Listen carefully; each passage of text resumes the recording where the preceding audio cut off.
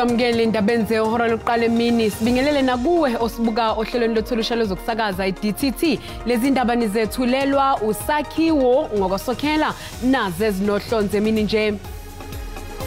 We have to consistently look at opportunities for people to register, find new ways of doing it, platforms that they can engage. Ikhomishana yezokhetho isinxuse izakhamuzi kuleli ukuba ziphume ngobuningi ziyobhalisela ukuvota njengoba lena kuyimpela sonto yesibili yokubhalisela ukhetho likazwelonke oluzobanjwa kulonyaka. In this case, I was informed that I'm looking for a tooth that a sticker, it shows that it was chipped or it shows that a gold was removed. Namhlanje kubizwe ufakazi omusha ombuso impela ufakazi ogcina ecaleni lokubulawa kaSenzo Meyiwa udokotela wamazinyo uThabang Hlokwe enkantolo ephakeme ePitoli. We might go all the way. Yeah? If you ask me, we might go all the way. Lo wabe ngumdlali webafana uMax Maponyane ukholwa ukuthi iqembu lesizwe linganqoba umqhudelwano weAFCON oqhubekayo kwelase Ivory Coast.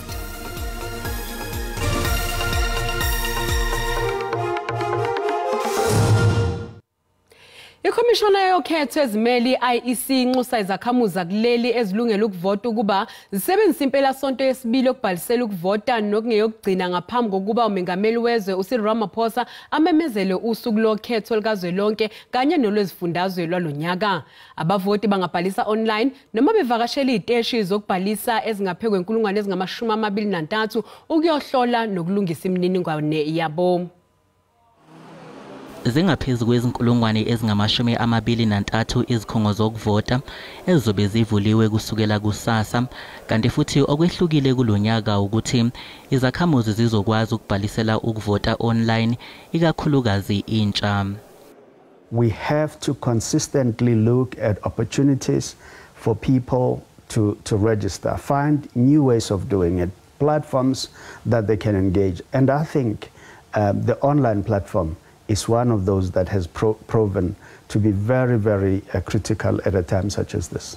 Ikhomishana yezokhetho ezimele iqinisekisile ukuthi zibalelwa ezinkulungwaneni ezingama-27 izakhamuzi zakuleli esezibhalisele ukuvota okhethweni likazwelonke kanye nolwezifundazwe lwalonyaka. Kunxuswa labo-ke abangakabhalisi ukuthi basebenzise leli thuba lokugcina. I'd call on everyone of those that are eligible to register to do so. Registering doesn't force you to vote if you say my option is not on the ballot, but it gives you an opportunity to vote. I-IEC dalule nokuthi luhambe kahle uhlelo lokubhalisa ngempela sonto edlule lwezakhamuzi zakuleli ezizinze kwamanye amazwe ngaphandle kwase-Middle East njengoba kusaqhubeka izinxushunxushu. We urge those persons that have not had the opportunity of those missions working to register online. As the situation improves, I'm sure we will find ways. Akukacaci ukuthi umengameli wezwe uzolimemezela nini usuku lokhetho. Unobhala jikelele we-ANC ufikile embalula uthi ANC ayikabheki ukuthi ngabe loyo ngumengameli wezwe uJacob Zuma usephendulile yini ngokumiswa kwakhe.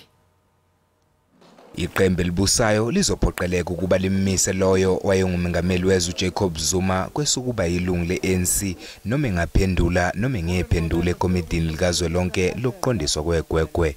In terms of the response, we have not checked the correspondence yet. It is possible that there is a response. It is equally possible that there may be no response at all. Whether there is a response or no, there is a response or no response. The ANC, in terms of its statute, guided by the Constitution, in terms of what it has followed, in terms of the resolution of the NEC, it stands. Ngokusho kanobhala jikelele we-ANC ufikile mbalula asizukuguqula nakancane isinqumo esesithathiwe. The no response or response, the NEC will follow the Constitution to the latter. And the decision of the National Executive Committee will be enforced and will be implemented. That decision has been announced publicly, as it is partly a requirement of our constitution. Kusenjalo unobhala jikelele uphinde waqinisekisa ukuthi ikomiti lezokhetho ku-ANC lethule umbiko walo mayelana nohlelo lokuqoqwa kwamalungu njengoba amabombe ebheke okhethweni nje. The ANC Electoral Committee has provided an update on the progress of candidate selection process for the upcoming 2024 national and provincial elections. Umholi webusa Musi Maimane usenqenqe uhulumeni ukuba lahleke isicelo sawo sokubukezwa kwesinqumo senkantolo mayelana nokucisha kongugesi ezikoleni, ezibhedlela kanye naseziteshini zamaphoyisa. Uhulumeni ube nomnqamla juqu Luka Masingana ukuthi aqalise ukusebenzisa umyalelo wenkantolo wokuvikela uhlelo lokucisha kongugesi ezikoleni, ezibhedlela naseziteshini zamaphoyisa.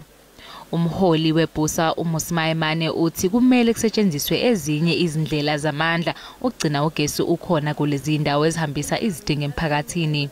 Uthi uhulumeni uphule umyalelo wenkantolo ngokungawulandeli lo mnqamla juqu. We've written on an urgent basis to the Minister of Justice, to the Chief Justice, to require that there must be an urgent ensuring that this case must be heard immediately on an urgent basis. And pending on that response, we'll then file the motion because we are of the complete view that as load shedding carries on, you can't allow the government to keep filing appeals and then going to another court of appeal and then the Supreme Court of Appeal. It's frivolous. Maimane uceke izathu ezinikezwe inkantolo zikahulumeni uchaza ukuthi kungani ongakwazanga ukulandela usuku olungumnqamla juqu. They claim that load shedding is the only way to stabilize the grid. That's another utter nonsense.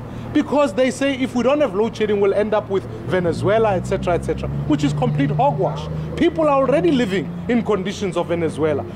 Maimane ufuna ungqongqoshe wezamabhizinisi kahulumeni uPravin Gordhan benongqongqoshe wezogesi uDokotela Hosiyenzo Ramokgopa belahle incwadi yabo yokubuyekeza lesi sinqumo njengoba ethi ayiphusile. Umengameli uCyril Ramaphosa uthi imphakathi ebiphoqeleka ukuba iwele imfule ingozi eindaweni ezisemakhaya manje sizokwazi ukufinyelela ezikoleni kanye nakwezinye izikhungo. uRamaphosa uvule ngokusemthethweni ibloho elakhiwe umbutho wezokuvikela eNgilanyoni KwaZulu-Natal. Uhulumeni ubeke eceleni imali engu-3.6 billion wamarandi ukwakha amabhuloho angaphezulu kwama465 ezifundazweni ezisithupha eminyakeni emithathu ezayo. Uthi uhlelo iwelisize Rural Bridges lizothuthukisa ezokuphepha inhlalakahle kanye nokufinyelela emphakathini osemakhaya. Sekuphothulwe kwakhiwa kwamabhuloho ayi11 kwangama22 esifundazweni. Uhulumeni ke uthi amabhuloho angama58 ezindaweni ezisemakhaya kuleli ayakhiwa. We want to say we will do our best to implement this program with speed within the allocated budget. Ukwakhiwa kwawo wonke amabhuloho kusetshenziswa onjinela bombutho wezokuvikela nabenza imisebenzi yahlukene. We bring in now the engineers from the Army Engineer Formation that comes and now supervise and assist in the building. Umengameli ke uCyril Ramaphosa uvakashela amabhuloho amaningana esifundazweni. I'm glad that the Defence Force brings their engineering people to come and build these bridges. I've spoken about these bridges a lot. Now I am seeing them for myself. Izakhamuzi zithi zizokwazi ukufinyelela emtholampilo ezikoleni kanye nasemsebenzini. Isimo besingasihle kakhulu kule ndawo yala esigodini ngoba uma ngabe ufuna ukuzokwenza ishopping lesitolo ubungakwazi ukuthi uwele lana. Njengoba kunokuguquguquka kwesimo sezulu ke kunezigameko ezahlukene zesimo sezulu ezingxenyeni ezahlukene zesifundazwe.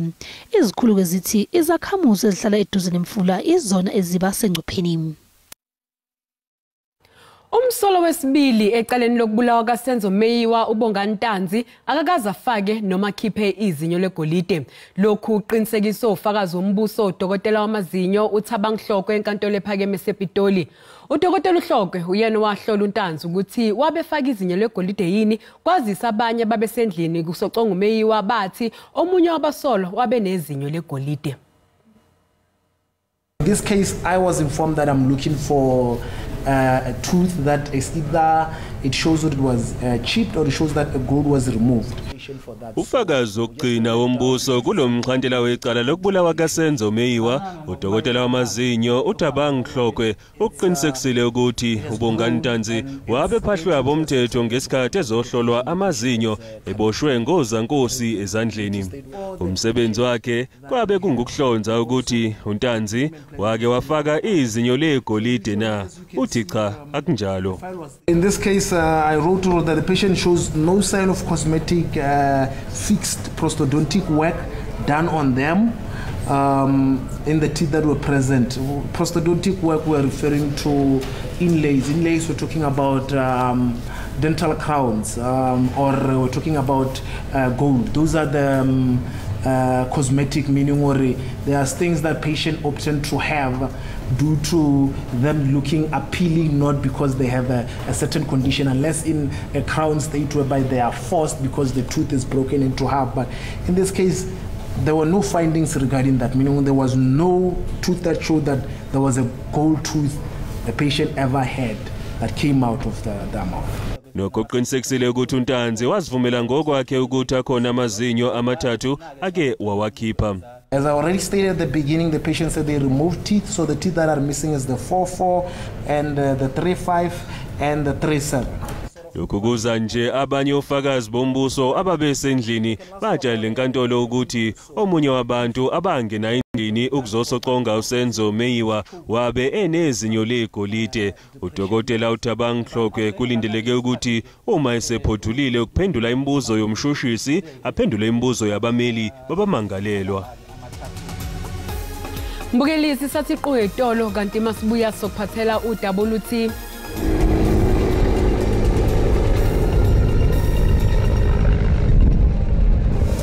Abacimi imlilo bayaqhubeka nemizamo yokubhula umlilo oqubuke eCape Winelands kanye nase-Overstrands eWestern Cape.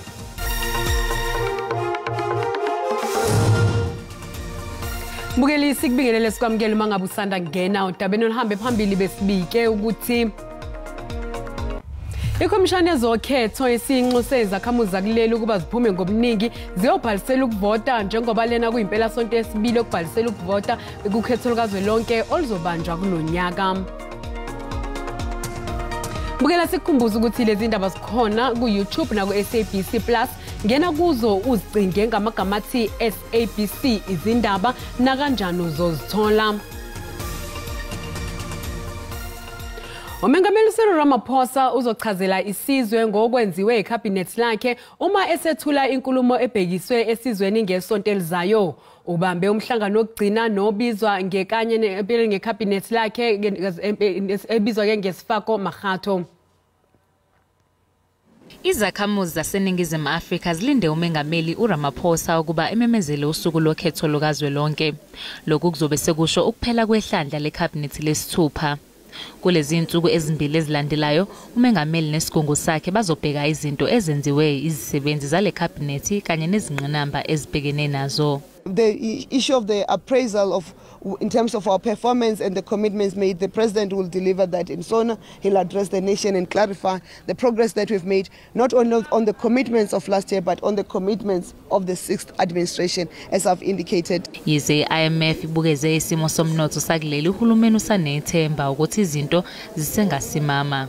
We've got electricity, though we've got load shedding, but the bottom line is that people are still able to switch on electricity in your household. In my grandmother's Randolph, where there was no electricity, there is electricity. When there's no load shedding, that is the issue. When my grandmother used to go and fetch water in a river, in a stream, she is able to get water within 200 meters in a yard or within her own house. Icabinet lihutla ithanyelwe ubuholi bezinhlaka ezintathu zikahulumeni. Lokhu kufaka phakathi ongqongqoshe, amasekela, ondunankulu, abaqondisi jikelele kanye nenhlangano iSALGA. Umphumela walomhlangano yiwo ozoqhamuka nomhlahlandlela nozokwethulwa umengameli enkulumweni yakhe ebhekiswe esizweni ngesonto elizayo. Abacimi imlilo bayaqhubeka unokuqapha isimo eCape Winelands kanye nase-Overstrands eWestern Cape emva kokuthungeleka komlilo kwezinye ke ingxenye zedolobha kanti iphathimandla sisola amazinga okushisa phezulu. Iziphathimandla zase-Cape Winesland zithi ithimba labezicimamlilo liyaqhubeka nokuqapha isimo emadolobheni ahlaselwe umlilo okubalwa kuwo iWorcester, iWorsley kanye neRosenville. Kukholakala ukuthi amazinga okushisa phezulu iwona umsusa womlilo. In the Cape Winelands currently is that due to last night's extreme heat, all our fire lines has flared up, and we have even added another one this morning, so it is a dire situation. But we also called in the province, the provincial disaster management team, and we're all here, so we fight the fires still with all that we can. Kuthungeleke amahektha ezitshalo angaphezulu kwezinkulungwane ezingama-20 kwacekeleka phansi ingqalasizinda ezindaweni ezahlukene zase-Western Cape kanti kuyaqhubeka ukubikwa kwesigameko zomlilo. The fire in the Hunklip area that has been raging since Monday and was contained successfully last night has flared up again this morning. The municipality is responding with aerial resources in addition to the ground teams.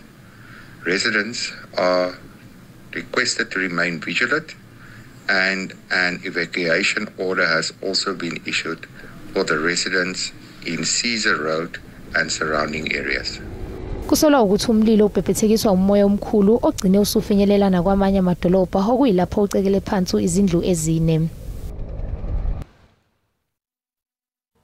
Uviola Mutsumi obhekele umnyango wezemfundo eNorthwest uthi unamahloni ngesimo sesikole eMasamani Primary School kanti abazali bashaya phansi ngonyawo bathi ngeke ifunde ingane uma isikole singakalungiswa. Isikole samabanga aphansi eMasani eMahikeng asivulanga ekuqaleni kokuvulwa kwezikole ngenxa yabazali abangagcolisekile ngesimo saso. Obhekele umnyango wezemfundo kulesifundazwe uMutsumi uhlangane nabazali ukuzwa kabanzi ngezikhalo zabo. I'm not happy about the report that I got from the department because in terms of preparation, I remember last year around December, I had a meeting with all the district directors to check readiness in terms of reopening of this academic year of 2024. I got a confirmation to say that everything is intact. Abazali bathi bafuna uhulumeni alalele izikhalo zabo. Kafushane uthi sifuna uhulumeni asinikeze impendulo ukuthi kungani singalungiswa isikole. Noma kunjalo uthi umnyango unezinhlelo ngalesi simo. Last year around June we had plans that during festive season some of the schools are going to be renovated, but the unfortunate part is that because we have encountered challenges of storm damaged schools, blown off schools. It was a rainy season. That is why as a department we failed dismally to start renovating some of our schools. Umnyango ucizelele wathi ukulungiswa kwenqalasizinda yesikole kusezinhlelweni zakulonyaka.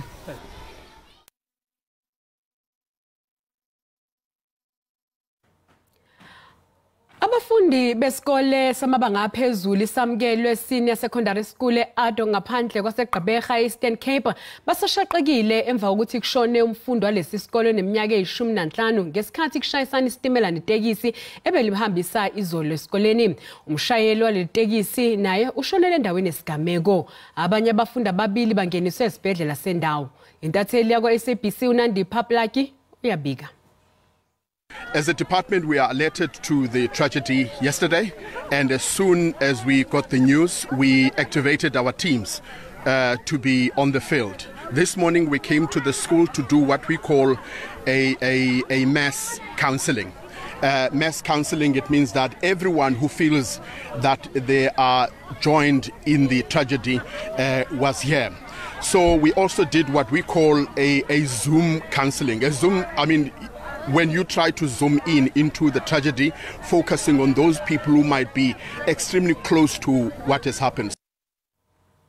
Umnyango wemfundo ephakeme nezobuchwepheshe uthi wenza ngakho konke okusemandleni ukubhekana nentsha engasebenzi kanye nokuntuleka kwamakhono kuleli. Umnyango ubambe ingqungquthela yensuku ezintathu iWorld Skills South Africa eThekwini.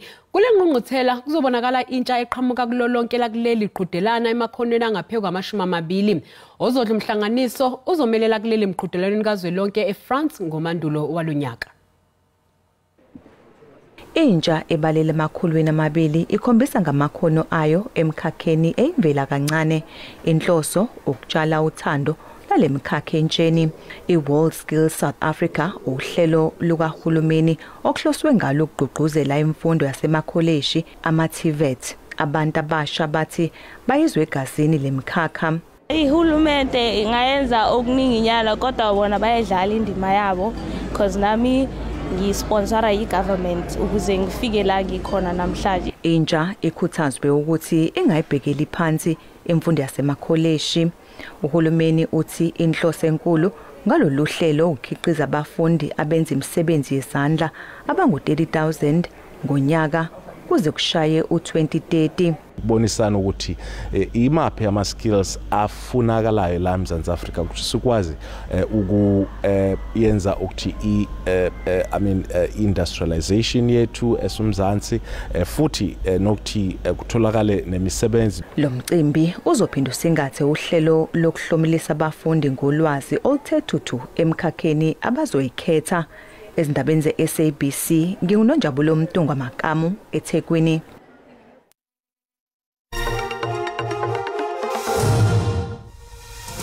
Luphansi uhwebo lerandi emakethe namhlanje.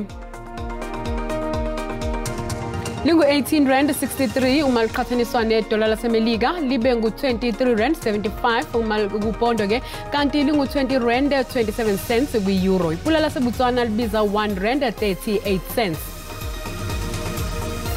Goma Isabelo ephezulu JSE. Igolide libiza $2,053 i-ounce, iplatinum yona ibiza $911 i-ounce, oil ongahluziwe ubiza $78.73 umphongolo.